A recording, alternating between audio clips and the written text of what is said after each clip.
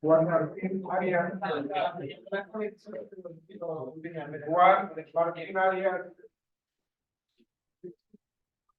Ayer no vino Juan Martín. Tienes una falla. Con 3 más pierdes la temperatura. Ojo, por favor. Toma el Maracando.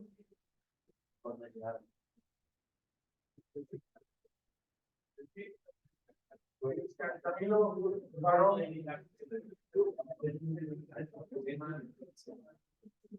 Tomás Blanco.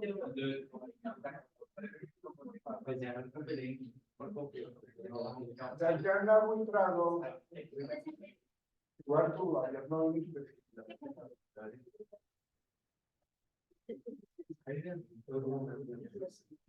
Alexander Calderón. Daniel Felipe Canchila. David Fernando Castro.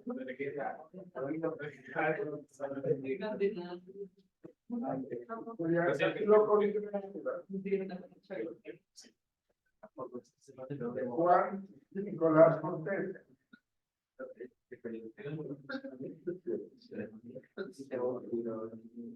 Daniel Alejandro Flores.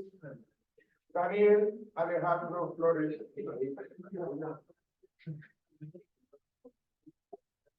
Fabio García.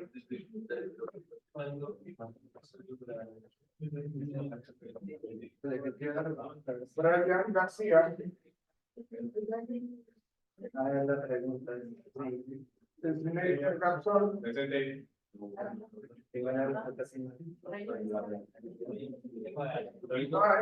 Stephen King,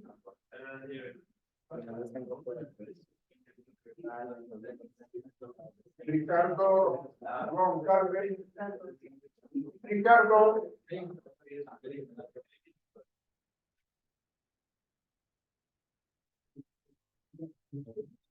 Sebastián Guerrero,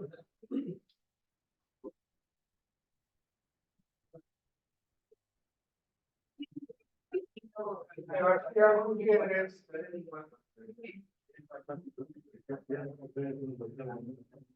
Juan Esteban Hernández,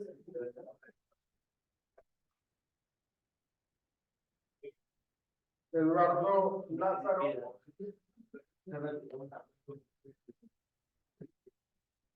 Mauricio López. ¿Ayer qué pasó?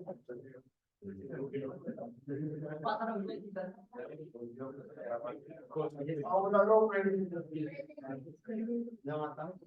¿Y ayer qué pasó, Paula López? No me di cuenta.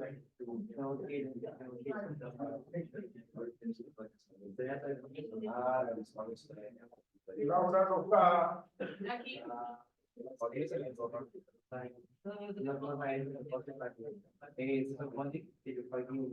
Armando Luna. Hace como 2 meses. Sí, Cristian Mayor. 100%, pero hay gente que me dice que es los magos. Ángel Gonzalo. Ángel Gonzalo. Leonardo Mora.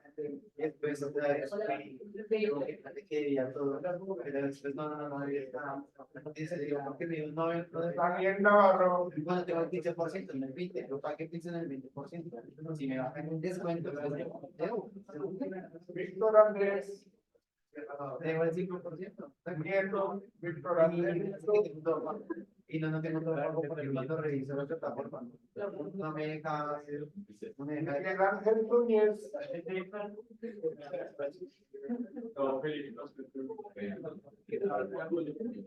Nicolás Ordóñez.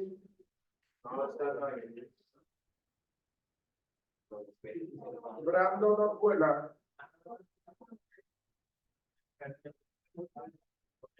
Brandon Ortiz. No, yo voy a pagar lo que tengo que pagar. Diana Carolina Osorio. El 15%. Cuando voy a pelear con Brian Guillén. eso serían Brian Guillén. María Isabel Ramírez. porque es que, o sea, me contaron de que como abono, entonces solo se Alexander Rivera. en la parte del último módulo. Cada módulo es un millón, ¿cierto? Entonces, yo pagué Santiago Rodríguez. yo pagué ¿por qué? Entonces, no sé, Porque Andrés Rodríguez. ¿qué? No, lo pagué Daniel Rondón. y mitad del seguro. Daniel Rondón. Felipe Rueda. Pero, bueno, pues la última cosa de que Juan Diego Salgado. ¿Dónde? Juan Diego Salgado.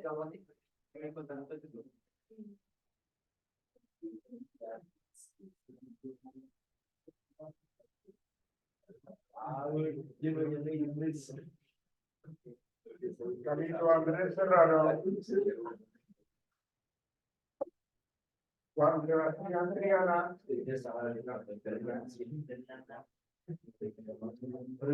Presente.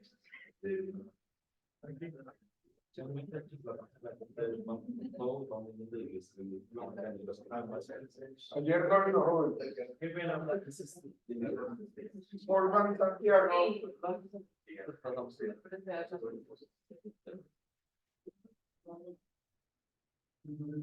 Emanuel Velázquez. Henry Velázquez. Tampoco viniste ayer. Bueno, ya hay estudiantes que tienen dos fallas.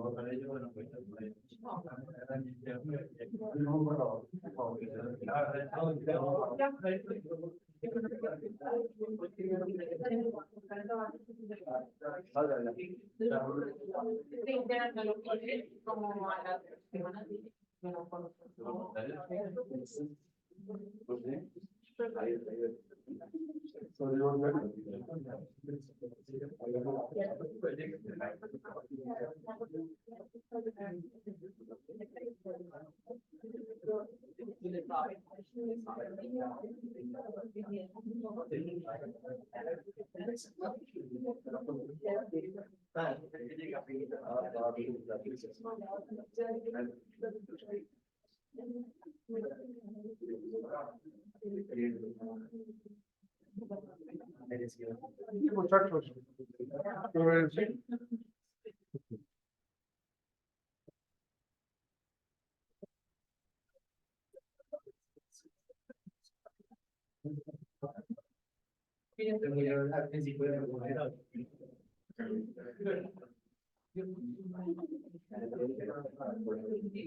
entonces, para entrar en materia con respecto al tema que ustedes muy juiciosamente hicieron la lectura, pues vamos a hablar un poco de la Constitución política, la que se constituyó en 1991, la que se modificó con respecto a la que había hace unos 100 años atrás, que realmente pues, lo que decía ahí en el artículo, las cosas que se decían allí realmente eran muy básicas. ¿Cuál era, les pregunto a ustedes, por qué era tan básica o como tan sesgada esa Constitución de 1886? Ahí lo dicen en la lectura. ¿Por qué era tan básica? ¿O por qué era tan centralizada en algo en particular? ¿Quién me dice?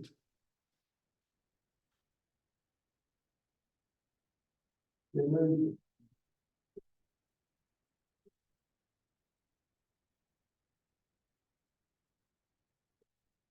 ¿Preguntamos?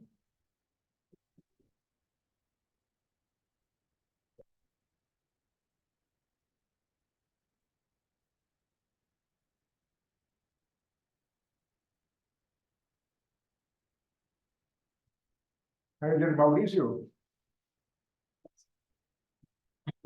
dígame por qué, hermano. ¿Por qué cree usted, según la lectura, esa constitución de nuestro pasado era un poco como sesgada y centrada en algo que ahí nos lo explican muy claramente? Así usted no, ahí está, lo que pasa es que me mandaron mal el programa, entonces por eso está dentro de la Facultad de Psicología, me lo mandaron hasta hace poco. Sí, sí, me lo mandaron mal, por eso yo tengo que arreglarlo este fin de semana para que ustedes lo tengan allí. Pero hay algo muy cierto y es de que la Constitución Política de Colombia en esa época de 1886, ustedes saben de que una de las cosas que tienen más poder es la religión. Es uno de los 5 poderes que hay allí. Y eso es algo que sobre todo en nosotros, que es un país supremamente católico, que no se permitía en esa época como la apertura hacia otras creencias religiosas, ¿no? Era el catolicismo al 100%. Entonces, cuando se habla de ese catolicismo, se le dice a la sociedad, pues tenemos que guiarnos es por esa parte religiosa. Y pues la religión tiene muchas aristas con respecto a la igualdad de derechos. ¿Sí? En esa época no había entonces la apertura con respecto a lo que tenemos hoy día con la libertad de género, con la libertad sexual, con todo este tema del LGTBQ+, ¿no? Entonces, realmente no se permitía eso era una abominación, eso era algo no permitido. ¿Sí? Entonces, a partir de eso, de esa ley, de esa constitución de nuestro pasado, pues Colombia pues, estaba siendo parte de la UNESCO, estaba siendo parte de la ONU, para poder generar entonces un cambio radical, que fue todo este tema de la nueva constitución política de Colombia de 1991, en donde decía que tenemos que pensar de una manera que el Estado nos tiene que garantizar absolutamente a todos nosotros los colombianos la igualdad de derechos y la inclusión en muchos aspectos. ¿Sí? Porque eso está totalmente sesgado, en cierta manera manipulado por esa parte religiosa y llevaba a que quedáramos totalmente cojos en esa parte. ¿Sí? Entonces, ese es uno de los factores que hacían de que la religión tomara decisiones por nosotros. ¿Sí?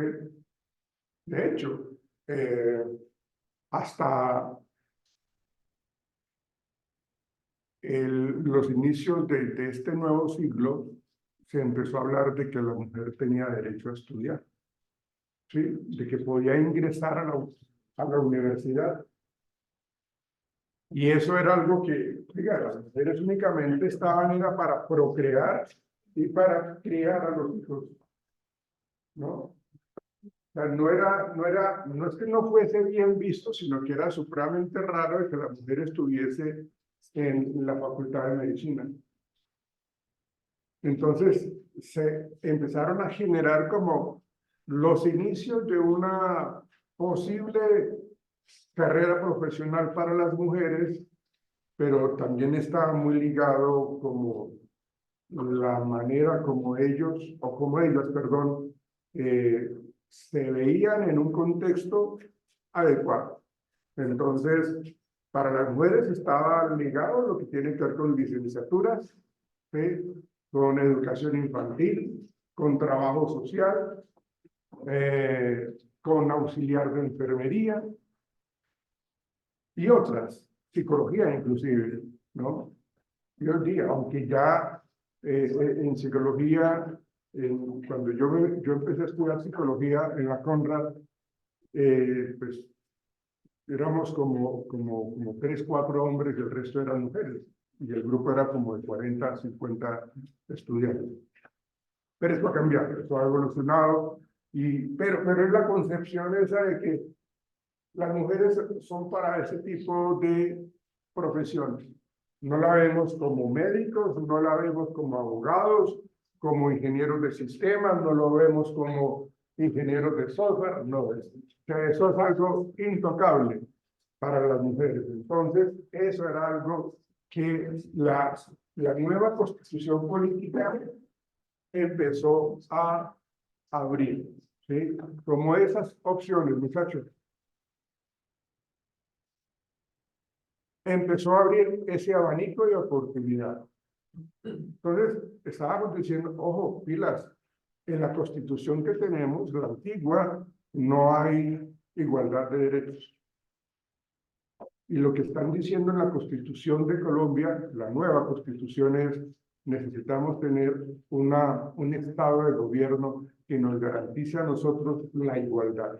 ¿Sí? O sea, tenemos tanto derecho los hombres, las mujeres, los gordos, los flacos, los indígenas, absolutamente todos. De hecho, Jaime Garzón,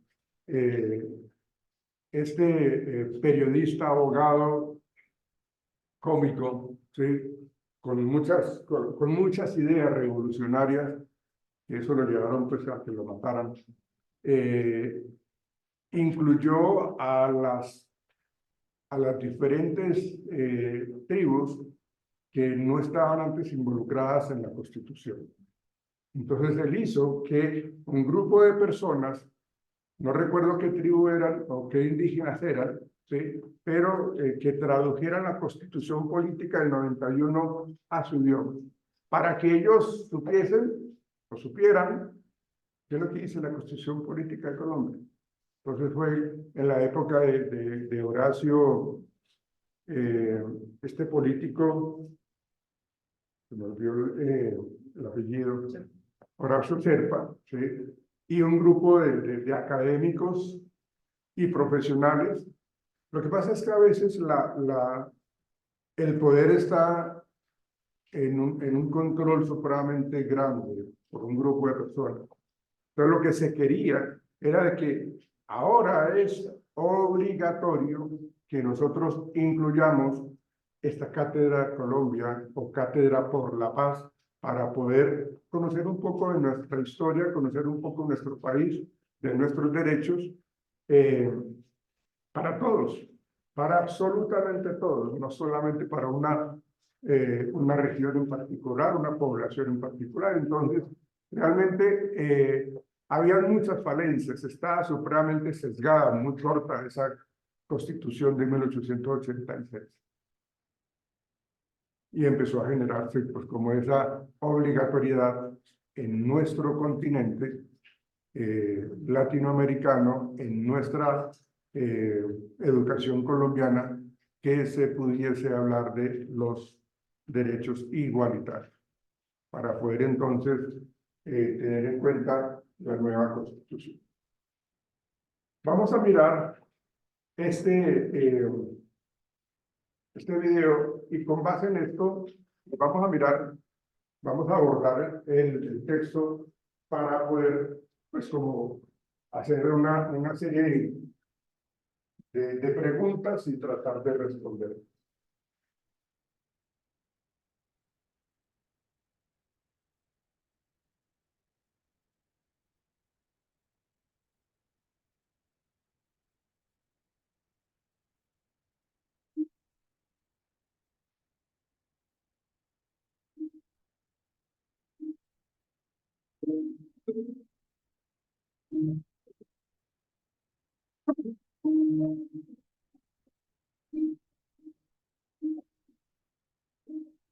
Bienvenidos y bienvenidas a un nuevo capítulo de La Paz en Foco, el programa de Centro de Pensamiento de Diálogo de Paz y UN Televisión.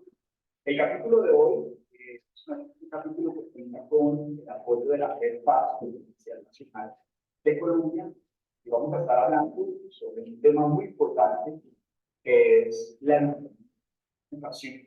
Y para eso tenemos dos invitados de lujo. Nos acompaña la profesora Doris Santos. Ella es profesora de la Facultad de Ciencias Humanas de Colombia.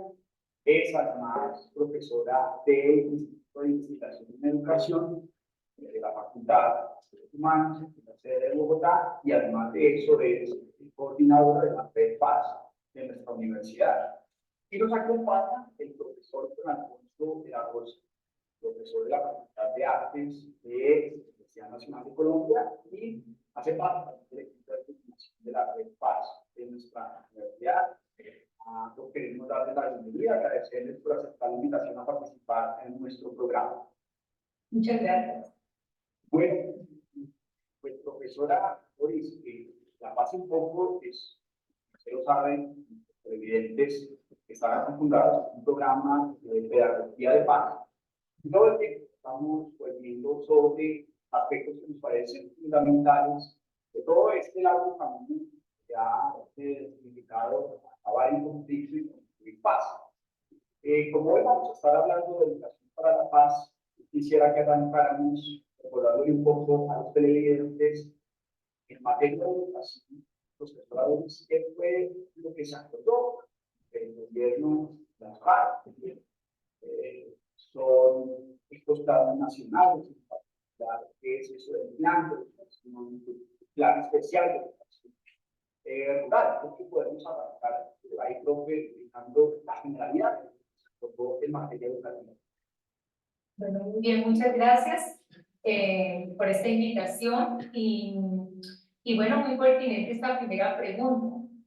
El tema de educación en el acuerdo para la terminación del conflicto entre el gobierno colombiano y la parte atravesó todo el acuerdo. No obstante, hay referencias explícitas en cada uno de sus puntos, de los 6 puntos. Me gustaría hacer alusión, la primera alusión a la educación tiene un apartado especial en el punto número 1 de reforma rural integral. Y es allí donde se va a hablar desde ese enfoque integral de cómo abordar esta reforma rural integral, se va a abordar el tema de la educación rural. Esta es la primera alusión, tiene de manera explícita unos 13 criterios a partir de los cuales se va a plantear cómo debería ser ese que ya has mencionado, el Plan Especial de Educación Rural, que en ese 2016 y en el año 2016, cuando se firmó el acuerdo, quedó el Ministerio de Educación con el compromiso de crear, de diseñarlo y de implementarlo. Entonces, es la primera alusión, y ahora retornaré un poco a esta alusión al Plan Especial de Educación Rural que ha pasado con él. La segunda alusión tiene que ver en el punto número 2 de participación política. También aparece el tema de educación, un poco más, digamos, no con apartados concretos, pero quedaba claro allí también que el papel de la educación también iba a tener, perdón, que la educación iba a tener un papel para esta participación política en la sociedad colombiana. Y es importante decir que este acuerdo, como se ha dicho en reiteradas, este acuerdo lo que se propone aquí es para todo el pueblo colombiano, no solamente para quienes firmaron el acuerdo, sino para todos. Entonces, está esta educación para la formación política. Está también contemplado estuvo contemplado para el punto 3 de dejación de armas, y ahí había también unos elementos de educación cuando estuvieron en las zonas veredales transitorias de normalización. También está involucrado en el punto 2, discúlpeme, me devuelvo, para lo que se llamó allí, se mencionó como pedagogías y didácticas para la paz, ya en términos de atender más bien este frente, de poder decirle a la sociedad colombiana, a todos los niveles, a todos los actores y sectores, de qué trataba el acuerdo, esa pedagogía y didácticas para la paz, que estaba especialmente mencionada en este punto 2. También la educación estuvo mencionada para el punto número 5, en el de el poder erradicar estos cultivos ilícitos, es decir, que siempre se ha mencionado, hay unas 19 alusiones en todo el acuerdo, pero solo de manera explícita y con una extensión de una paginita sobre educación rural en el punto número 1.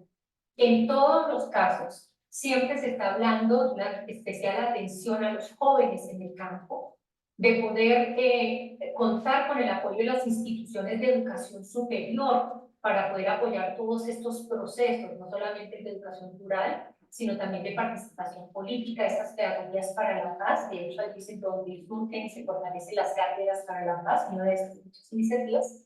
Así que la educación es transversal en el acuerdo. Desafortunadamente, de manera explícita, solo aparecen unos pequeños puntos con estos 13 criterios que yo les comentaba en el punto número 1 de reforma rural.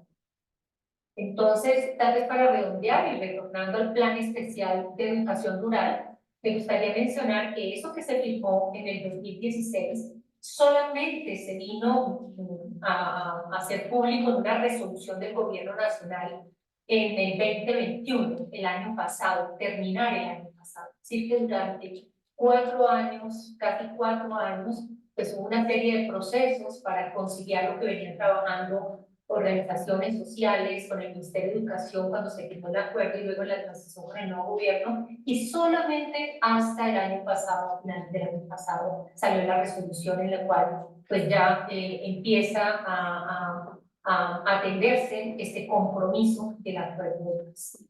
No sé si por ahora me gustaría como, señalar estos puntos en el acuerdo. Bien.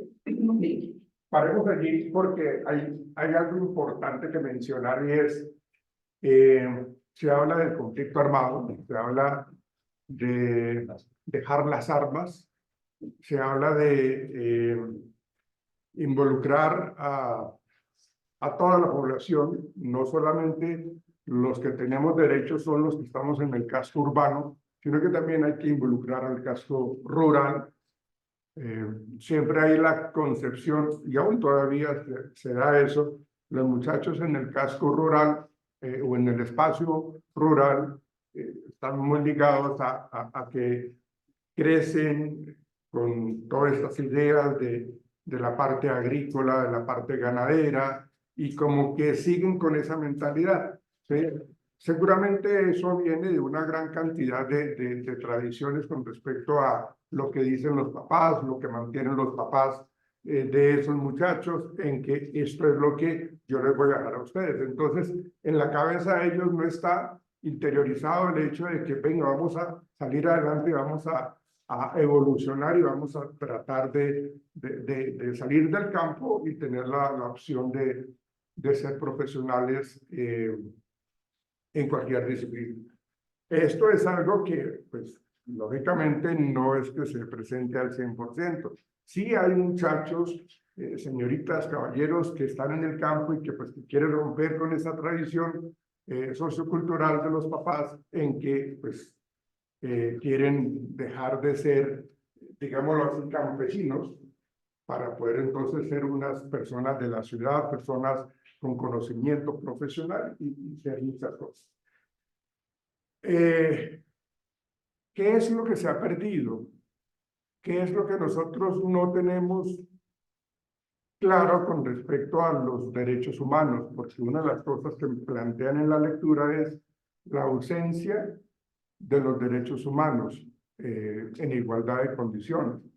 El reconocer a la persona como ser única, la igualdad en cuanto a la dignidad, en cuanto a todo ese proceso de temas que hacen de que los derechos humanos estén totalmente desfasados, están totalmente ligados a que se pierda esa dignidad, ¿no? O sea, eso es algo que realmente se quiere pretender con esta Cátedra de Colombia, y cómo las personas en algún momento de su vida pueden atreverse a pensar de una manera diferente, atreverse a hacer las cosas de una manera diferente, obviamente respetando los derechos de cada uno de nosotros. O sea, mis derechos van hasta donde comienzan los derechos de la otra persona. Cuando yo violo los derechos de la otra persona, pues ahí ya se pierde la igualdad, ¿sí? Y si nosotros vemos tristemente en un país como el de nosotros, en donde las diferencias de clases sociales es muy marcada, es supremamente fuerte, y el que tiene dinero es el que tiene el poder, el que tiene la manera de controlarlo, lo hace de una manera u otra por las conexiones políticas o por el vínculo económico y por los apellidos, ¿no? Entonces, eso ha sido siempre de una generación a la siguiente y que no ha permitido que la igualdad de condiciones se respete, ¿sí?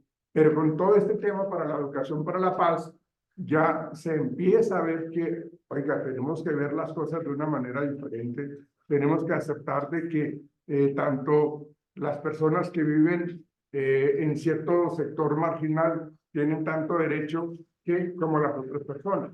Pero resulta que en la mente de esas personas que están marginadas o que tienen una estratificación de uno, la mente de ellos se convierte en una mente de pobreza, se convierte en una mente en donde las personas, el dicho que se conoce recurrentemente es de que si para Matera nací, del corredor no paso. Eso quiere decir de que si yo nací pobre, así tengo que morir.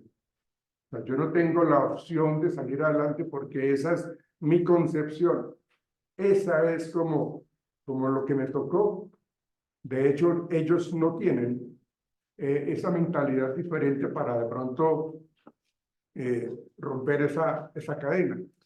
A veces lo que se plantea en estas condiciones de desigualdad social es de que se tiene la mala concepción de que la mujer, entre más hijos tenga, pues va a amargar más al hombre, ¿sí? Algo así por el estilo, de que eso, para eso están las mujeres para procrear y para tener esa visión de ama de casa. La cuestión es en que esa condición hace que haya muchísima desigualdad, de que se pierdan muchas posibilidades. Se pierden y no se logra absolutamente nada por la mentalidad misma de esa estructura social, de este grupo social, como que tan limitado se puede estar viendo. ¿Sí? Entonces, cuando yo transmito esa información a mis abuelos, se lo transmitieron a mis padres a nosotros, y nosotros a nuestros hijos, y nuestros hijos a sus hijos, entonces eso se convierte en una cadena que a veces es difícil de romper. Pero ¿qué es lo que se pretende con la Cátedra Colombia? De que realmente la persona tenga, y por eso lo decía, venga, nosotros tenemos la oportunidad de opinar, y por eso se generaron todas estas manifestaciones sociales. Creo que fue en el 2020 donde se quemaron muchos CAI en Villaluz y toda esa cuestión, porque la gente ya estaba, o la juventud, la adolescencia, los muchachos que estaban, digamos, cansados de toda esa desigualdad, rompieron ese silencio y se atrevieron a opinar. Entonces, cuando pasa todo eso es porque, como lo dice allí la conferencista, la invitada, dice, hay que hay que tener una participación de la ciudadanía en cuestiones políticas. ¿Sí? Entonces ya se habla de muchachos, de estudiantes universitarios que representan a un grupo de estudiantes para que tengan la posibilidad de salir a decir, no estamos de acuerdo con esto, o si lo estamos, o queremos que se modifique esto porque realmente no tenemos ni voz ni voto, sea hombre, sea mujer, pero que se tenga la posibilidad de opinar. ¿Con eso qué se pretende? Mantener la igualdad de los derechos humanos. Les pregunto, para ustedes, si hablamos nosotros de derechos humanos, ¿a qué hacemos referencia cuando hablamos de los derechos humanos? Díganme ustedes, por favor. ¿Qué se les ocurre a ustedes? Derechos humanos. Está aquí. Dígame, joven. Pues preservar la vida de los demás también, que pues ya no es igual, ¿no? O sea, es para darle a todos el respeto y demás. De acuerdo.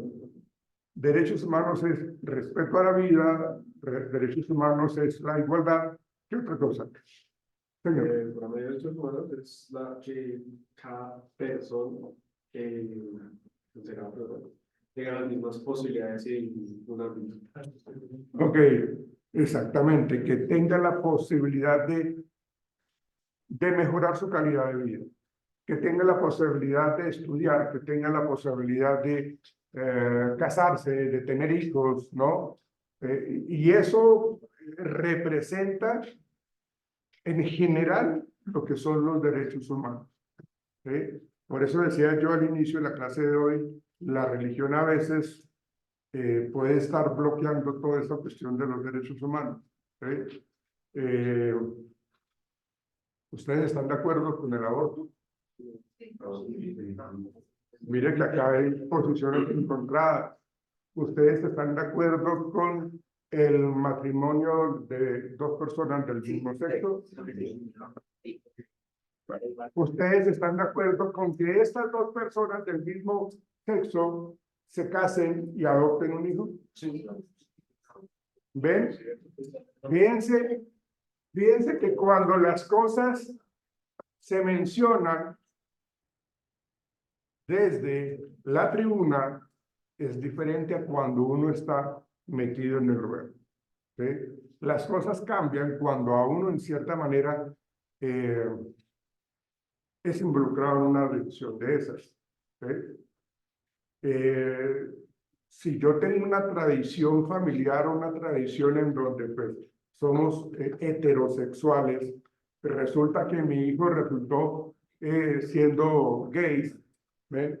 Entonces, cuando esa situación se presenta, ¿cuál es mi concepto que yo tengo como padre? ¿Lo voy a aceptar o no lo voy a aceptar? Entonces, en ese sentido,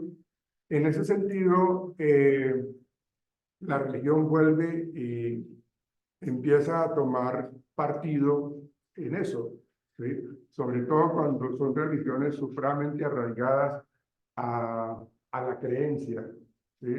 Por ejemplo, los evangélicos, los protestantes, ¿no? Ellos son supremamente radicales. De hecho, el catolicismo es una religión que es, en cierta manera, es un poco más flexible, un poco más abierta, ¿sí? Entonces, cuando se presenta esa situación, pues eso lleva a que las personas se sientan tocadas, se sientan vulneradas a sus derechos. Porque es que yo quiero a mi pareja, hombre, yo la quiero, yo la amo, ¿sí? Entonces, es algo que genera esa condición de igualdad, ¿sí? A veces la presión social influye en eso, ¿sí? Yo me acuerdo que uno de mis primeros pacientes como psicólogo fue precisamente un señor que pues, se dio cuenta que le gustaban los hombres. Entonces yo le hice la pregunta, pero si no existiese presión social, ¿usted qué haría? ¿Continuaría con esa idea de tener el agrado hacia los hombres? Entonces, claro, él me respondió, si realmente no me importara lo que digan los demás, no me importara lo que diga la familia, yo sí sería feliz con mi pareja hombre. ¿Eh? Entonces, fíjense que la presión social, inclusive la presión familiar, entra a influir en mis decisiones. Por eso es que ahora se habla más fácilmente de que ya salieron del closet porque ya pues, reconocen su homosexualidad, tanto en hombres como en mujeres. ¿Sí? Ya ahora es mucho más fácil y eso está planteándose con esa igualdad de derechos. Ya hay unas manifestaciones mucho más abiertas de cómo se comportan este tipo de personas y uno los encuentra en cualquier contexto, en todos los espacios sociales, académicos, en reuniones, bueno, hay muchas cosas. ¿Ven? Entonces, cuando hablamos de igualdad de derechos, es realmente entender de que son los derechos en general, ¿sí? No lo que nos convenga de acuerdo al sitio donde yo crezco o a la cultura que yo pertenezco, ¿sí? Hay una gran diferenciación o una serie de diferencias en las culturas occidentales y las culturas africanas o las culturas orientales, ¿sí? Son cosas que nosotros como cultura occidental o como cultura latina no lo aceptamos. Solamente hay una norma universal que no se acepta en el mundo, que es el incesto. ¿Sí? El incesto es tener relaciones sexuales con familiares de segundo o primer grado de consanguinidad. Eso es el incesto. ¿Ven? Eso no está permitido en ninguna parte del mundo. ¿Sí? Porque eso es algo que genéticamente puede alterar muchísimo la especie humana. ¿Ven? Pero el resto, hay muchas cosas que cambian de acuerdo a una cultura y la otra. ¿Sí? La cultura africana es bastante particular en eso. Pero cuando nosotros hablamos de cultura, si ustedes se dan cuenta, por eso es que los derechos humanos van muy de la mano de la cultura. ¿Sí? O la amplitud de los derechos humanos en unas regiones del mundo están mucho más controlados. ¿Sí? Nosotros vemos que los musulmanes, en la cultura musulmana, las mujeres no tienen mucha importancia en esa región del mundo. ¿Sí? No tienen participación, no pueden estar en eventos sociales, no pueden asistir a un partido de fútbol en un estadio de estos de por allá. ¿Por qué? Pues porque ellas no son permitidas que entren allá. Han querido romper con esa cultura, pero es precisamente algo que se ha mantenido de mucho tiempo atrás. ¿Ven? Entonces, fíjense que, por eso dice el dicho que a donde fueres haz lo que vieres, porque es algo que tenemos que comportarnos de acuerdo a la normatividad que se da en esos espacios. ¿Ven? Entonces, si se dan cuenta que la igualdad de derechos siempre va a estar muy matizada por la región en donde estamos, ¿sí? Por la cultura en donde estamos, en donde crecemos. Son comportamientos, son características que tenemos en diferencia con otras regiones. ¿Sí? Hasta en el mismo lenguaje tenemos en cierta manera diferencias como nos expresamos. ¿Sí? Si yo digo, ¿me puede regalar una chuspa? ¿Sabemos qué es una chuspa? Una bolsa, exactamente, porque hay palabras que son asociadas a donde la persona crece. O sea, la chuspa es un concepto muy bayuno y muy paisa, ¿sí? Pero acá en Bogotá no lo es, ¿sí? Eso es algo que rompe con esa identidad, ¿sí? Cuando uno traspasa fronteras, cuando uno habla como colombiano en otros países, uno va a una tienda, pues que atienden latinos, y uno dice, haga un favor, regáleme esa gaseosa. Entonces le dicen a uno, usted es colombiano, ¿cierto? ¿Por qué? Porque dice el tendero, es que acá no regalamos nada, ¿sí? Acá se la vendo. Entonces, como nosotros lo hablamos aquí, consideramos de que deberíamos o deberían entenderme allá en otra región, en otro país. ¿Ven? Entonces, toda esta situación hace que las diferencias culturales, el lenguaje cambie y se tenga que mirar un poco las diferencias entre una cultura y la otra.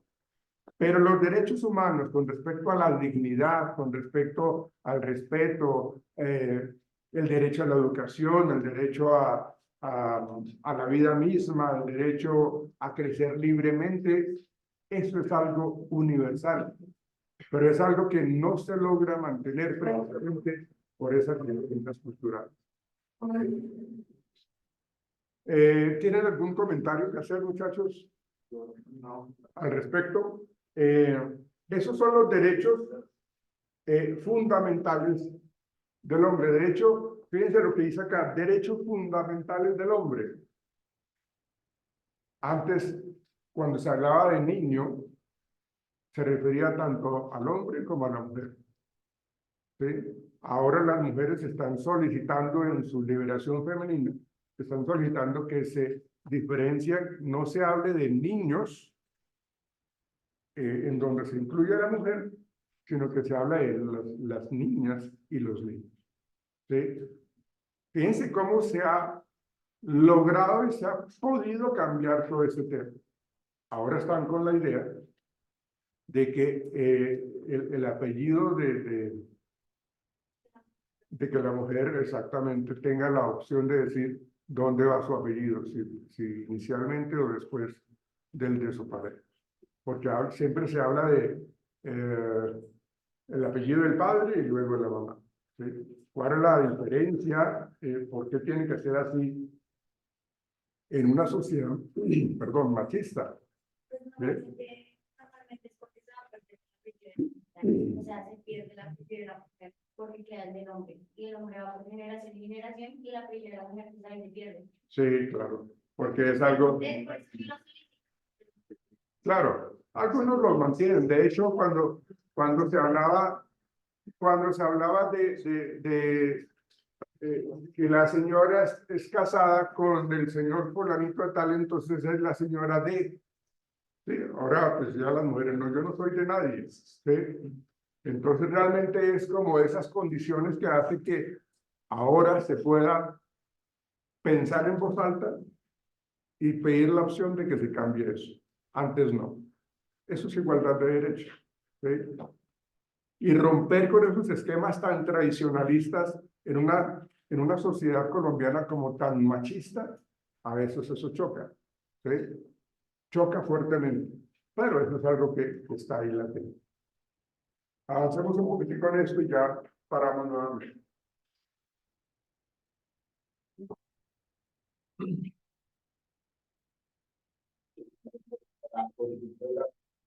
Doctor Juan Alfonso, quisiera preguntarle cuál es el balance que puede hacerse quizás en términos generales sobre el avance en términos de la implementación de lo que se acordó en materia de educación. Sabemos que ha habido dificultades durante este cuatrenio que ya se está terminando de avanzar con los elementos que son neurálgicos del acuerdo de paz.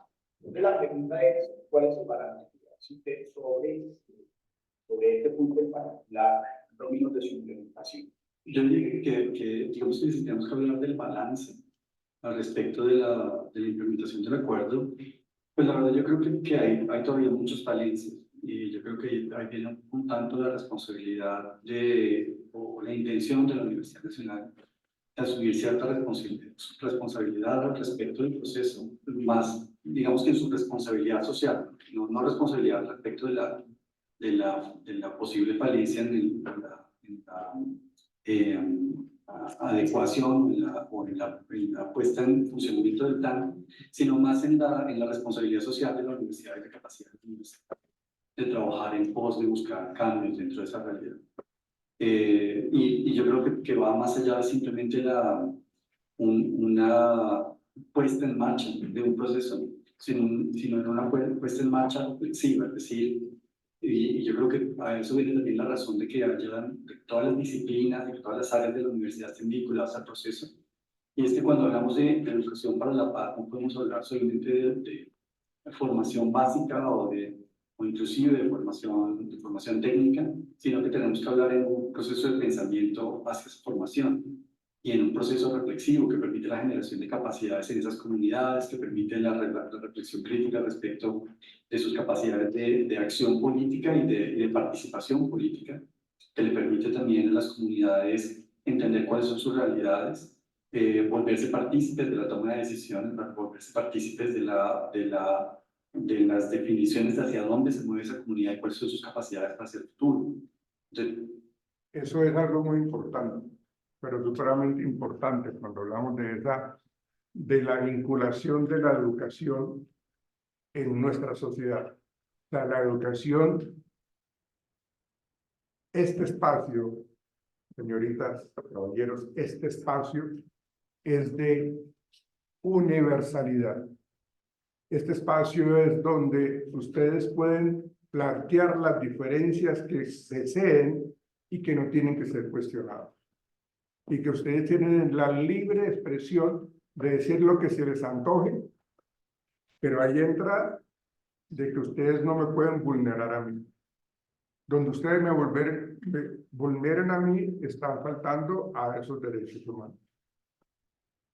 Como lo decían allí, la educación no es algo simplemente básico, como educar para seguir con la misma línea, como borregos, como los caballos que van con esa, ¿cómo llama lo que tienen acá los caballos? El cabestro, en donde no tienen derecho a mirar para ningún otro lado, izquierda, derecha, sino para adelante. Porque eso me lo estableció el que me está arriando, ¿sí? Y yo no tengo derecho a opinar, pero es que nosotros no somos bestias, ¿sí? Somos seres racionales que tenemos la oportunidad de opinar y decir sí o decir no. Esa es por eso, cuando hablamos nosotros de las aulas de clase, y no solamente a nivel de la primaria, el bachillerato, la universidad, sino en todo contexto académico, todo contexto educativo, la educación nos permite a nosotros abrir los ojos. La educación para la paz me permite reconocer que todos nosotros los que estamos acá tenemos derechos, pero también nos permite entender de que los derechos de los demás también son importantes. Y eso es algo que cuesta, que es difícil de manejar, a veces difícil de entender, porque es que a mí no me gusta perder. No, tenemos que ceder y entender de que para que haya un cambio para la paz, porque es que antes toda esta historia de Colombia era una educación nociva, era una educación limitante, era una educación que era simplemente, como les decía, para crear súbditos, para crear esclavos. Y eso era algo que, o es algo que obviamente ha cambiado de una manera abismal. ¿Por qué? Porque tenemos que pensar en los derechos, en la dignidad, en la igualdad, en los valores, en que lo que diga la persona más humilde hay que escuchar. ¿Sí? Lo que diga la persona más poderosa hay que escuchar. ¿Sí? Y eso cuesta, porque eso es algo que a veces, y en las universidades se ve muchísimo todo ese tema de que si yo pienso de una manera diferente, entonces me van a cuestionar, me van a criticar. ¿Sí? Si yo no estoy de acuerdo con la masa, con el colectivo, me van a rechazar. ¿Sí? Y eso es algo que se ve muchísimo en ese matoneo, en ese bullying, que de pronto se hace a nivel académico. ¿Sí? O porque de pronto yo tengo cierta fobia hacia las personas de color, ¿sí? No los puedo ver, los detesto, entonces yo lo cojo entre ojos y como profesor, sí, tranquilo, tranquilo. Como profesor, no se me afanen, como profesor estoy generando esa desigualdad, porque considero de que son personas que no deberían estar en lo académico, ¿sí? Y eso hay una gran cantidad de historias de personas supremamente inteligentes, supremamente capaces, siendo personas de raza negra.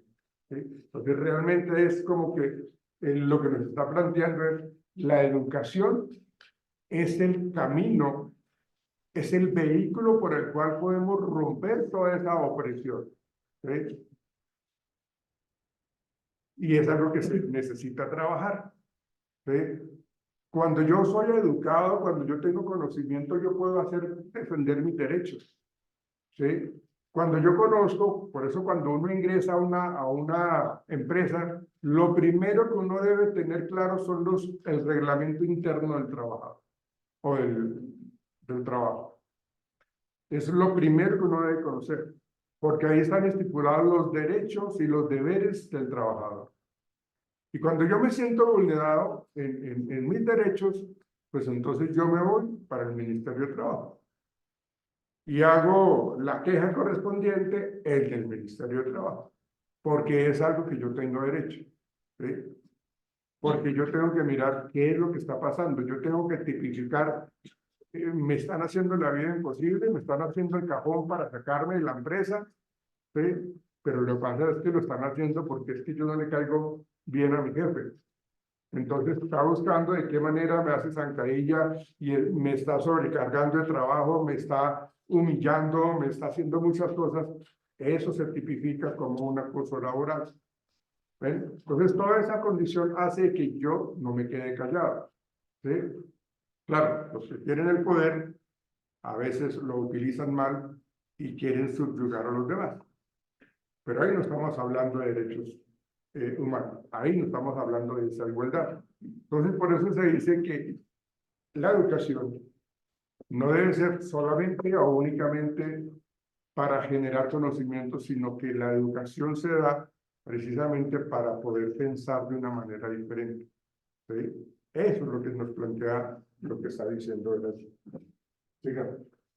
Entonces yo creo que queda en esa falencia, el papel que ha asumido la universidad, es el papel de intentar buscar cuál sería el camino que nos permite llegar a, no solamente al cumplimiento de los acuerdos que se llevaron a cabo, sino al cumplimiento de ese espíritu que hay detrás de esos acuerdos. Profesor Alonso, yo quisiera pedirle que por favor nos envíe, si es posible, un poco sobre el papel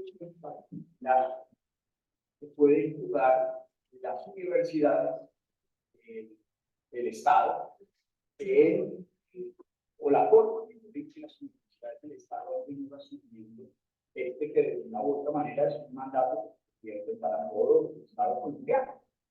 Bueno, muy importante esta pregunta porque el acuerdo está planteado desde el momento de la firma en el 2016, que las instituciones de educación superior en general, no solo las públicas, sino en general, iban a cumplir varios tipos de roles. Y yo creo que precisamente uno de los asuntos a dejar aquí en esta conversación es que había unos roles también que iban a desempeñar varios actores sociales, tal como se planteó en el acuerdo.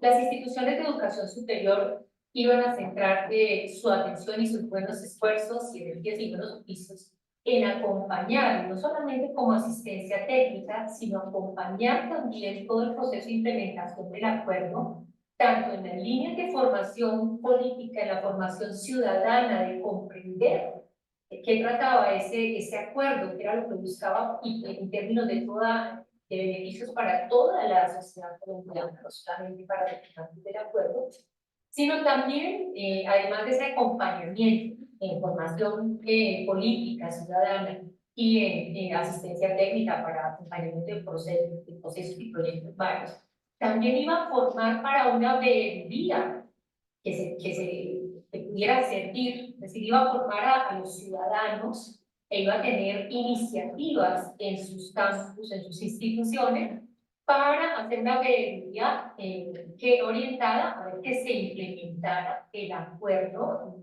a partir de las diferentes ideas pues, que fueron expresadas aquí, de líneas de acción, planes, programas, etcétera, y que se pudieran abordar los desafíos en los diferentes momentos de la implementación de la proposición.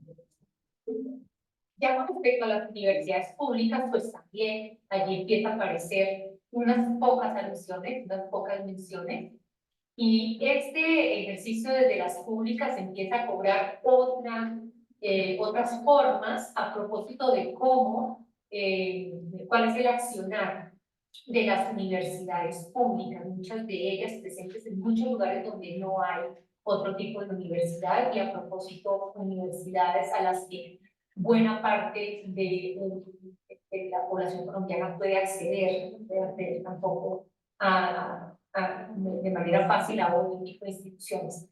Así que esta responsabilidad de las instituciones de educación superior también está en el acuerdo de paz, y después de 4 años, 5 años del acuerdo de haber sido firmado, pues viene un balance también para las instituciones de educación superior para ver cómo realizó no solamente esta pedagogías o didácticas para la paz, entendidas en sentido amplio, cómo acompañó procesos no solamente desde el punto de vista de asistencia técnica, proyectos productivos, etcétera, sino esta formación de los ciudadanos para el tercer elemento, que es hacer veeduría de esta implementación. Ustedes sabían que mucho tiempo atrás, digamos, la educación no era obligatoria. O sea, en la Constitución de 1886 la educación no era obligatoria, era algo voluntario. ¿Ustedes qué opinan? ¿Qué tal? Eso que nos planteaba la Constitución de 1886, en donde decía que la educación no es obligatoria, que era algo voluntario. ¿Ustedes qué opinan de eso? ¿Qué nos quiere decir eso? ¿Qué opinan? Sí, o sea, claro, si no hay educación, pues no hay cómo superar un poco esa ignorancia. Que de cierta manera al gobierno le interesaba pues que las personas se quedaran así, analfabetas. Sí, ok. Para poderlas subyugar. Dime. Sigue siendo así. Yo quiero estudiar esto y si no, pues no estudio, pero que no le abre las puertas al mundo laboral. Ok. Pero fíjense que cuando hablamos de esa idea tan errada, tan errónea, de que la educación era algo voluntario, estaba generando un país supremamente pobre intelectualmente, supremamente ligado a la pobreza, ¿sí? Cuando uno habla de un país que no tiene educación, está tildado a que sea un país supremamente pobre. porque no va, o sea, no va a avanzar en la ciencia, no va a avanzar en tecnología, no va a avanzar en investigación, porque estamos ligados a eso, a que no es obligatorio. Y eso, el Ministerio de Educación, con el grupo pues, de académicos, cuando se habló de la Constitución Política de Colombia, de la 1991, planteó, venga, no es obligatorio. O sea, en primaria y en bachillerato necesito que todos los niños y adolescentes estén estudiando. O sea, no más, o sea, no podemos permitir de que coloquen a los niños en las esquinas de los semáforos a vender o a mendigar. Por eso hoy día la educación es obligatoria. Por eso la educación en los colegios públicos es gratis. ¿Sí? Es totalmente gratis. Y en la educación secundaria también es totalmente gratis en los colegios públicos. ¿Sí? Pero como aquí las cosas se hacen o se manejan de una manera amañada, la Universidad Pedagógica dice en su logo, perdón, en su eslogan, ¿qué dice? Educamos educadores para que eduquen, algo así dicen la universidad, el eslogan de la Universidad Pedagógica. ¿Sí? La pedagógica dice eso, porque ellos están constantemente formando licenciados, ¿sí? Para formar pedagogos, gente que está trabajando la pedagogía constantemente. Resulta que uno de los grandes problemas en las instituciones del distrito, en las instituciones públicas, es que todo el mundo que sea profesional, matemático, ingeniero, odontólogo, cualquier profesión, se meten a ser docentes del distrito, pero no estudiaron pedagogía. Entonces, estar allí porque saben de que cuando son empleados del Estado, tienen ciertos privilegios. Entonces, fíjense que no lo hacen por convicción, sino porque eso les representa a ellos muchos beneficios, muchas facilidades y un futuro de pensión muy favorable. Entonces, fíjense el concepto de esa igualdad, en donde se quiere que la educación sea para todo el mundo, pero la gente que está impartiendo la educación no es pedagoga, ¿sí? Y eso es algo delicado, eso es algo que los señores que son profesionales, que no son pedagogos, se paran frente a un auditorio de estudiantes y les queda grande. O de pronto hacen las cosas de una manera incorrecta, ¿sí? Entonces, ahí ya estamos presentando una problemática fuerte con respecto a esa educación. Ya te doy la palabra, dime. Primero la señorita. ¿Uno quién? ¿Uno el estudiante o uno quién? O cualquier persona, no se puede hacer nada respecto a eso, porque hay personas que no saben. Sí, sí. Que no enseñan por vocación, sino porque les toca. De hecho, ya la gente tiene la opción de decir, no estamos de acuerdo con esta forma de que nos educan, o sea, lo pueden hacer, ¿sí? Lo pueden hacer. De hecho, es algo que es necesario hacerlo para que se modifique esos procesos de aprendizaje en los educandos, ¿sí? Los educadores somos nosotros, los pedagogos somos nosotros. Pero tenemos que tener una serie de estrategias pedagógicas o de aprendizaje que le ayudan al educando a generar conocimiento. Cuando yo hablo de que hay algunos profesionales que no son pedagogos, lo que hacen es precisamente hacer la clase de una manera supremamente superficial, supremamente básica, y eso es algo que no se puede permitir. Pero que se puede actuar, sí, se actúa, ¿sí? En las universidades, en los colegios, ¿sí? La cuestión está, y acuérdense de estos muchachos, señoritas, es de que, claro, yo no estoy de acuerdo con este o este profesor, pero no por eso yo tengo que pasar por encima de él. No tengo que yo ser grosero con el profesor, con la profesora. Miren, hay historias de docentes del magisterio del distrito de Cundinamarca, en donde los estudiantes de grado 9º, 10º y 11 son supremamente atrevidos, son supremamente groseros, ¿sí? Porque de pronto ven ciertas falencias en el docente, en el maestro, entonces lo que hacen es caerle encima, ¿sí? Y cuando eso sucede, pues también estamos violando el derecho a, ¿sí? La dignidad humana, ¿ven? Entonces, claro, eso es muy cierto, pero volvemos y decimos, mis derechos van hasta donde van los derechos de las otras personas. Señor. Entonces, digamos, si yo salgo de una universidad pública con título público, dice que todos tenemos el derecho teórico de ser una universidad pública, pero en el momento de ir a buscar oferta laboral, no es lo mismo salir con un título de una pública o una persona que sale con el título de la TAN. Yo pienso que eso va muy de la mano de la persona que está recibiendo la formación profesional. O sea, yo puedo salir de una universidad pública o puedo salir de una universidad privada, y si nos paramos nosotros para entregar la hoja de vida, cualquiera de los dos puede ser elegido laboralmente. ¿Sí? No, precisamente ahí no habría igualdad. ¿Sí? ¿Por qué?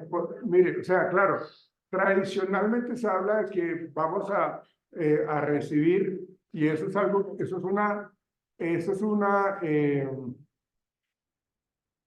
o sea, se procede de una manera incorrecta, porque, digamos, los procesos de selección de la persona que hacen en esa empresa está totalmente secado, porque está diciendo, aunque eso es autonomía de quien hace la selección, ¿sí? Únicamente recibimos hojas de vida de los egresados de la Nacional, de la EAM, de los Andes, de la Piloto, o sea, de donde sea. Ahí estamos haciendo mal uso de ese poder, ¿sí? Porque la igualdad dice que, no venga, dejemos que se presenten de otras universidades para poder seleccionar al mejor. Y cuando yo les decía que yo estoy acá como profesional de X universidad pública y profesional de cualquier otra universidad privada, mi aprendizaje, mi compromiso con mi carrera va a determinar si me eligen o no. Porque es que este estudiante graduado de la universidad pública, ¿sí?, se quedó rezagado porque este estudiante de la universidad privada fue muy bueno. Por lo contrario, ¿sí? O sea, no que porque yo sea de los Andes, ya tengo garantizado eso. O sea, lo que quiero referirme es de que cada uno de nosotros, de manera individual, se forja su futuro profesional. Si soy, y eso creo que lo hablábamos ayer, si yo soy una persona muy comprometida con mi profesión, con mi estudio, con mi formación profesional, entonces yo simplemente hago las cosas muy bien, me preparo muy bien, soy inquieto investigando, estoy aprendiendo, asisto a mis clases, preparo mis trabajos, o sea, hago las cosas bien. Entonces, cuando yo hago todo eso, yo puedo pasar por encima, entre comillas, por las otras personas que son de las universidades privadas o públicas, ¿sí? Pero si yo no tengo como ese compromiso personal profesional o hacia mi profesión, yo puedo ser simplemente un profesional más, independientemente de la formación pública o privada. Puedo ser un profesional más y que no le voy a agregar absolutamente nada a la empresa donde yo voy a trabajar. Entonces, por eso me rechazan, me eliminan en el proceso de selección. ¿Sí? Entonces, por eso es que la persona que de pronto está recomendada, y eso se ve muchísimo en los procesos de selección, cuando abren una convocatoria de selección externa, pero eso ya está por debajo de cuerda seleccionado el trabajador, porque es el primo, o es el amigo, o es el hijo del dueño. ¿Sí? Pero hacen todo un montaje, un maquillaje de todo el proceso de selección, que vaya a entrevista, que vaya a pruebas psicológicas, que vaya tal cosa, pero si eso ya está nombrado, exactamente, ya está elegido, ¿ve? Pero lo hacen expreso. Y eso es lo que pasa en muchos cargos, de que se menciona a dedo a la persona porque es el familiar, el sobrino del dueño. ¿Okay? Entonces, cuando pasa eso, pues la gente lo sabe, dice, no, pues que como es el hijo del dueño, él puede, perdóneme la expresión, marranear, pueden hacer lo que se le antoje, puede llegar tarde, puede hasta no venir, puede hacer de que inclusive pierda mucha plata la empresa por esta persona, pero ahí está. ¿Sí? Pero no funciona así. No funciona así. Entonces, cuando hablamos de entender un poco cómo la educación es el motor y es el vehículo que nos permite salir de ese cuadriculado que no nos permite ver hacia ningún lado, es dependiendo de nosotros. ¿Sí? Ustedes son muy afortunados, la verdad. Los estudiantes que ingresan a una universidad son muy afortunados, ¿sí? Porque a veces se dice que ingresar a una universidad es algo muy elitista, porque estamos pagando no sé cuántos millones de pesos en un año, y si tenemos la posibilidad de hacerlo, lo hacemos, o si no, nos toca estudiar en el SENA. ¿Sí? O no estoy diciendo que el SENA sea malo, es muy bueno, y es una empresa del Estado que realmente sacan muy buenos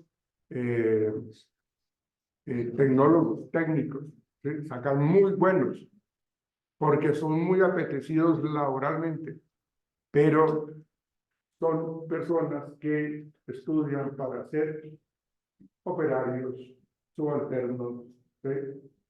O sea, la visión de proyección de vida depende de cada uno de esos técnicos o tecnólogos del SENA.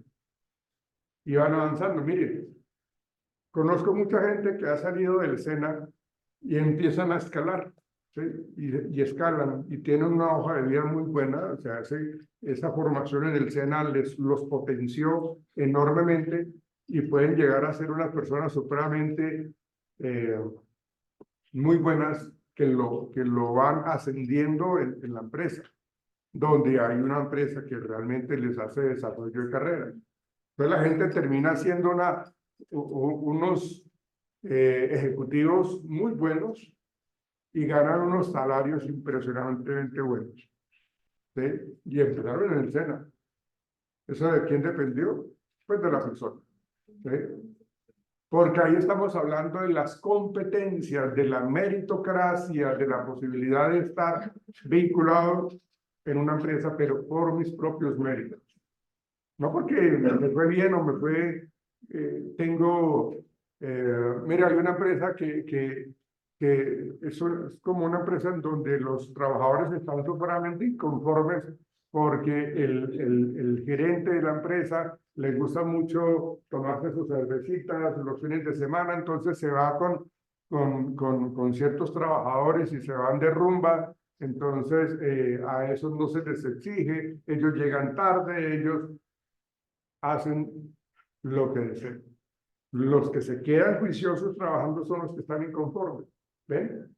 Entonces todo eso implica pues malos manejos. Bien, entonces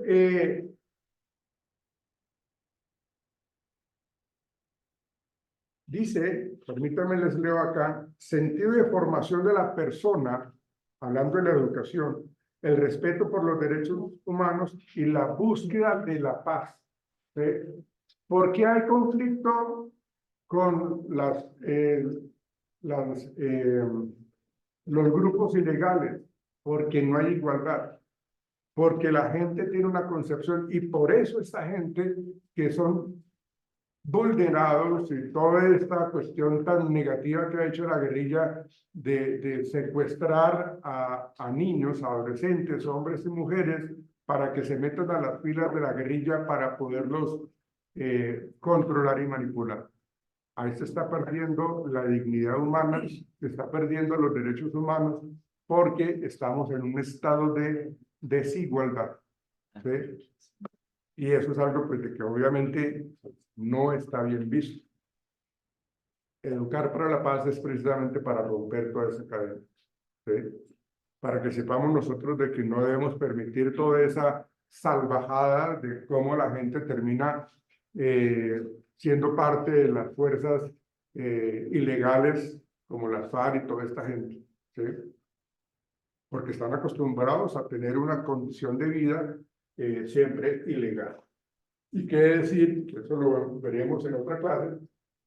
¿Qué decir de la narcoguerrilla? ¿Qué decir de toda esa historia tan salvaje que vivimos nosotros en Colombia por culpa de Pablo Escobar? ¿Ven? O sea, Colombia es un país supremamente rico en muchas cosas. O sea, hay muchas cosas. Hay una muy buena cantidad de dinero. Pero la corrupción de nosotros nos ha fregado fuertemente, ¿sí? No estoy diciendo que en otros países europeos o de América del Norte no haya corrupción. De pronto la hay, ¿sí? Pero lo que pasa es que la torta que se reparte es mucho más, o sea, lo que pasa es que aquí en Colombia yo quiero echarme al bolsillo una buena cantidad de dinero. Entonces, ¿qué es lo que hacen? Construyen mal las vías, construyen mal los puentes, construyen mal los megacolegios y todo ese tema. ¿Ves? Y son los llamados esos elefantes que hacen de que pues, la gente se robe todo eso. Si no fuéramos tan corruptos, por eso yo les decía yo ayer, le hacemos honor a la mentira, le hacemos honor a la falsedad. Si no logramos romper eso con nuestro actuar diferente, nuestro actuar individual, seguiremos en los mismos. Pero miren todo lo que se han robado en nuestro país. Si no fuéramos tan corruptos, Colombia sería una potencia mundial. Se los aseguro, se los garantizo. Porque tenemos una flora, una fauna, mares, esmeraldas, oro, bueno, un poco de cosas que nos hacen potencia. Pero pensar de una manera individual, egoísta, nos tiene como nos tiene. Hemos cambiado, hemos avanzado, hemos mejorado. En una entrevista que alguna vez le hicieron a Antanas Mocos, que ahorita pues está cognitivamente mal porque él tiene Parkinson, ¿sí? Pero él decía cuando estaba como alcalde de Bogotá, él decía, mire, para que nosotros podamos cambiar y mejorar nuestro futuro en Colombia, ¿sí? Tenemos que, ojo lo que decíamos, tenemos que empezar a educar para que en 30 años, 40 años, Colombia tenga buenos resultados. Tenemos que empezar a educar, decía hoy día Antanas Mocos, ¿sí? Y no se ha logrado, niña. Y no se ha logrado. Digamos, ese compromiso realmente no se ha logrado. ¿Ven? Entonces, es algo que lo deja a uno como muy inquieto porque realmente no hay esa voluntad de generar un cambio, de generar algo que nos favorezca a nosotros. ¿Sí? Bien. Miremos acá otro poquito ya para terminar. Porque es una pregunta muy importante en este sentido, y las universidades todas, y las en particular tenemos que hacer un balance de nuestra carrera. Profesor Alfonso, ¿cuál considera usted que ha sido el principal o los principales obstáculos para avanzar en todo lo que tiene que ver con los acuerdos en la educación y en particular cómo balancea o cómo evalúa usted el siguiente dilema? Recuerdo, términos muy generales, plantea que la educación, sobre todo la calidad, realmente los municipios que han sido mayormente golpeados por el conflicto, tiene que ser una educación enfocada en la productividad, una predeterminación del deber ser de la educación en esas regiones. El lema es una mirada, no sé si usted coincide conmigo, tanto reducida de la potencialidad de la educación y a lo que aspira por ejemplo, la Universidad Nacional, la universidad es abrir las puertas del conocimiento de toda su complejidad a quienes estén llamados a acceder pues, a ese conocimiento. ¿Cuál es su valoración sobre este aspecto, profesor, para mí? Me parece muy interesante la pregunta porque yo comparto en gran medida esa reflexión.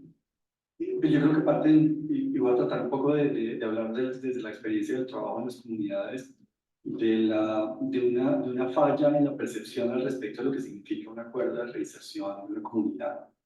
Y de percepciones que de alguna manera están ligadas a la idea de que la reinserción de esas comunidades dentro de la sociedad lo que implica es que esas comunidades aceptaron el modelo socioeconómico, político, cultural, que prima dentro de nuestro sistema, ¿sí?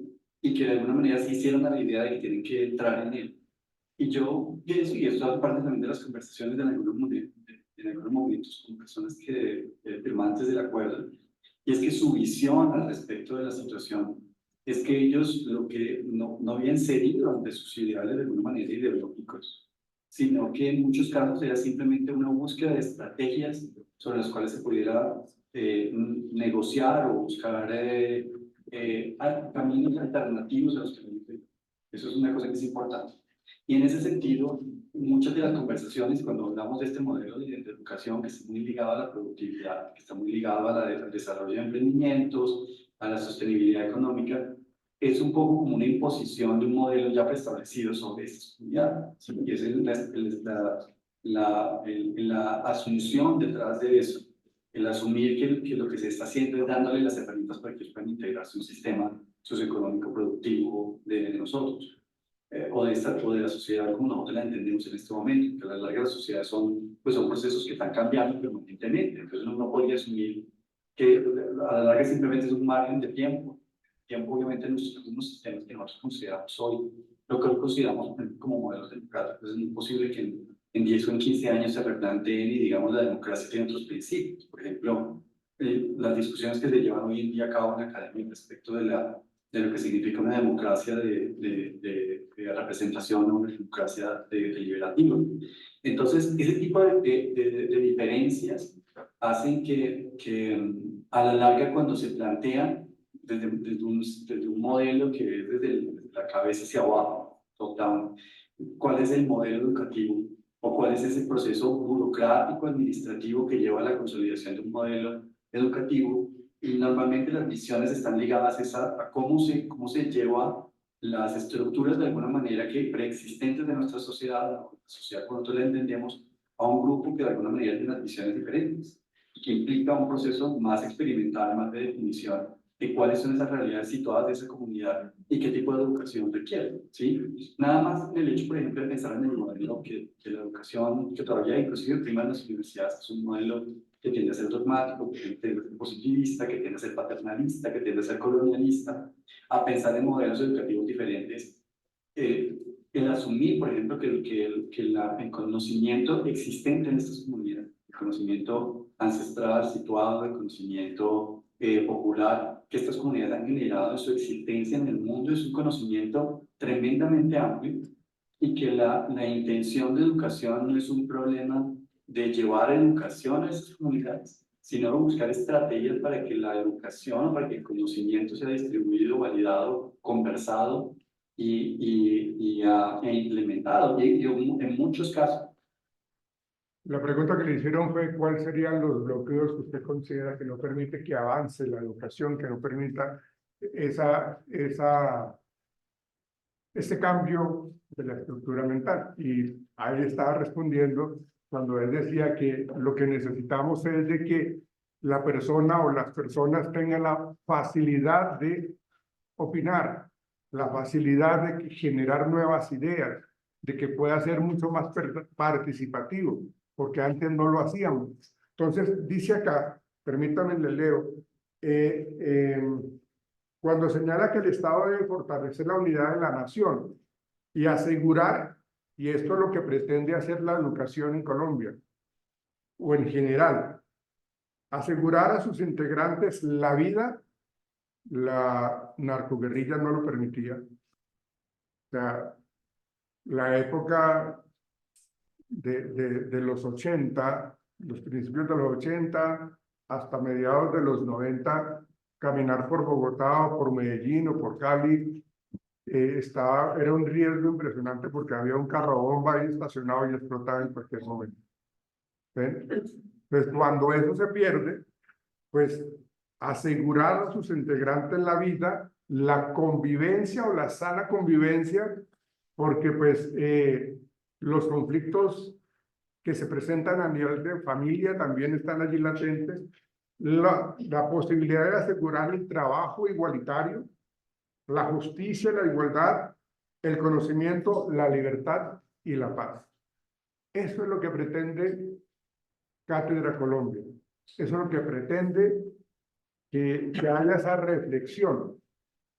Para algunos de ustedes les parecerá demagogia, palabrería, pero cada uno se tiene que colocar la mano en el corazón y concientizarse de cuál es su actuar, cuál es su compromiso con su vida, con su país, con su familia, con su barrio, con la sociedad, porque aunque ustedes no lo crean, así sea una sola persona, esa persona puede generar un cambio muy bueno o no hacerlo, dependiendo de su actuar.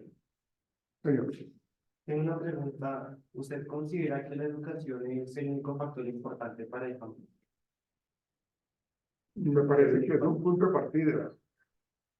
Me parece que es un punto de partida porque con la educación yo puedo lograr muchas cosas. Con la educación yo puedo generar cambios, ¿sí? Puedo generar opiniones, puedo generar nuevas ideas, puedo generar ayuda a los demás, ¿sí? ¿Qué fue lo que hizo Manuel Elkin Patarroyo? Él creó o trabajó toda esta parte de la vacuna contra la malaria y a él le pagaron o le querían pagar porque él fue que la creó. Dijo, no, yo no voy a recibir absolutamente nada de dinero. Esto se lo quiero regalar a la humanidad. Y se lo dio a la humanidad. Esa es esa concepción. ¿De cuál es mi proyecto con respecto a la educación? Para el bien de la comunidad, no solamente para el bien individual. Entonces, usted piensa que es una parte de, más no la única forma. Por eso digo que es el primer paso para lograr muchas cosas. Hay muchas otras cosas que hacen parte de la educación, la igualdad, la posibilidad de tener ese mejor empleo, esa mejor vivienda. Si yo tengo educación, seguramente yo voy a tener la posibilidad de crear una familia mucho más segura, mucho más estable. Ustedes saben de que la familia, el núcleo familiar, es como la estructura social que permite que haya pues, igualdad, que haya respeto. O sea, es la educación fluye y atraviesa muchos aspectos de la vida de una sociedad, de un país. Nos veremos mañana, muchachos. Ojo con la lectura. Bueno, dejen, yo organizo eso el viernes o el fin de semana para que ustedes sepan qué es lo que tenemos que leer.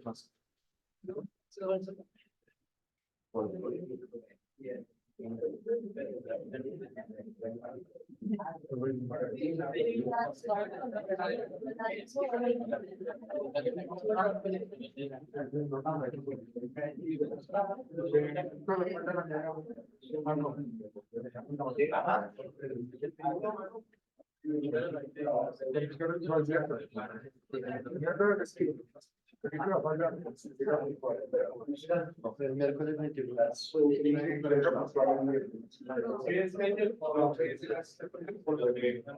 Entonces, luego,